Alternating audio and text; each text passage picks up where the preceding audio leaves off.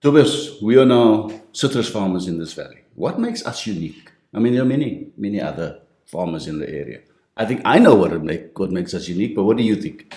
Ruben, I think what makes us different is that we are a social enterprise, and our main focus is not only being commercial farmers as we are doing, but also having an impact on our community where we are situated at the moment. Okay. And in that context, the issue of yielding is important, or is it not important? What do you think? I think it's important. Yes, I think it's very important. I think at the core of our strategy is that we want to heal the people to start healing the land. Not the other way around, but in essence, we are trying to blueprint a new way of doing business. Approach, yeah. All right, let's talk a little bit and think a little bit about our own business and the opportunities that we face. We have understood that the global market having this huge demand for concentrate. I mean, it's a staggering $129 billion industry, and we want to be participating in that, and we're uniquely positioned to do so. Now, we grow the fruit. We're the regional hub for all the juice grade fruit in our valley here, in the northern part of our valley, and all we need now is to put up a plant to process it. But to get there, we first need to understand the environment in which we're operating as a business. So the availability of the fruit, let's just talk about that so that those who are listening to us can understand where and why we're so excited about putting up this, what we call a juice plant, which is actually a oil and concentrate extraction plant. Yes. So predominantly South Africa is a fresh citrus export country, and the producer's main focus is to produce produce of export quality. But unfortunately, about 30% of all citrus produced in South Africa is not export grade, not exportable. Yeah. So it is of inferior quality in terms of looks, if you can say, cosmetic defects, etc. And these need to be processed. Now, currently, the citrus sector is. You're thinking of our farm in Uganda. Yes, we're doing potatoes in Uganda, but okay, let's focus on South Africa. So currently, the citrus sector is growing at huge numbers, and the Citrus Growers Association estimates that our target volume will be in 2026 be sitting at 260 million cartons. And at that level, we are the second largest exporter of citrus in the world. Yes, right? of fresh citrus. Of fresh citrus in the world. Yes, and that brings forth that there's a huge number of juice grade fruit that is also coming along with that growth. And currently, the country as a whole don't have enough processing capacity to process all that fruits. So if you just take our valley, we already have 2 juice processing factories, if you will.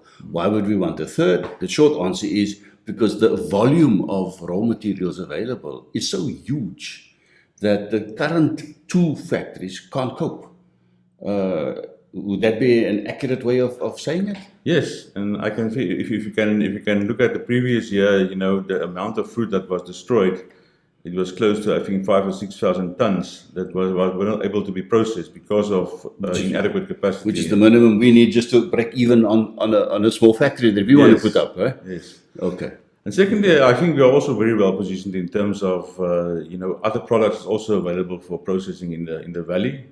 And being more to the northern part of the Olifants River, we are also now close to the very big region that also produce grapes.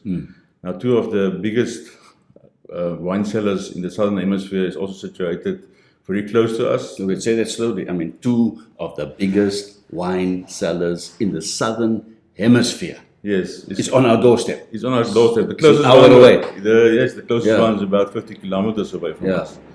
And we've been engaging with them as well. And there is a low-grade juice that they also manufacture in the winemaking process. They call it press juice. It's the last step extraction that they do, and it's almost crushing out the last sweetness out of the grapes.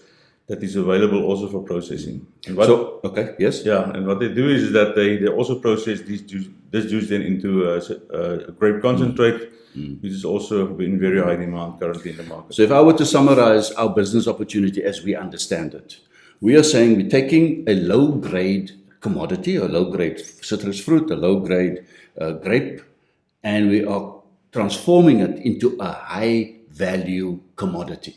Would that be accurate? Absolutely, absolutely. That is what is happening with this processing plant. And that's the opportunity that we see. And in the process, we're creating jobs, we're creating opportunities for entrepreneurs, for downstream industries, and all sorts of benefits that comes with this beneficiation process. Yes, and that fits very well into our strategic goals that we have in our company to ensure that we address the needs in our social or sort of holistically. Yeah, where we address the social issues in our area by creating jobs.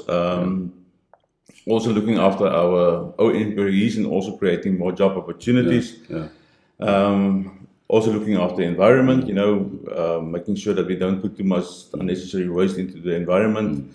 And lastly, also making it a profitable business from where we can also then create wealth for the whole region to prosper. Yeah. So my summary would be, in terms of our how we understand this opportunity, there's a global demand for citrus concentrate. It's number one. Number two, we just so happen to be citrus farmers, commercial scale farmers. Number three, we have access to the raw materials, and more than we need to even to break even on a factory.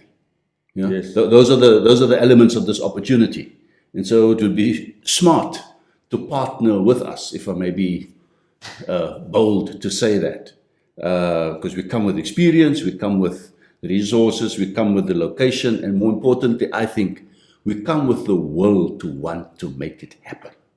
Yes, and I can add on to that. I think the timing is perfect currently.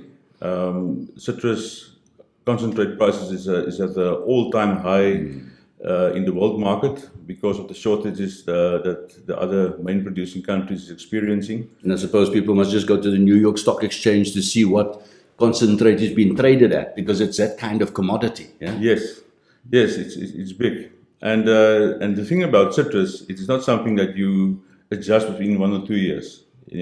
Once you plant a tree, you need to wait up to 10 years until a citrus tree is in full production. So, if there's a shortage, it will take some time to recover from it. All right. I think we've covered all the bases. I must thank myself and I must thank you.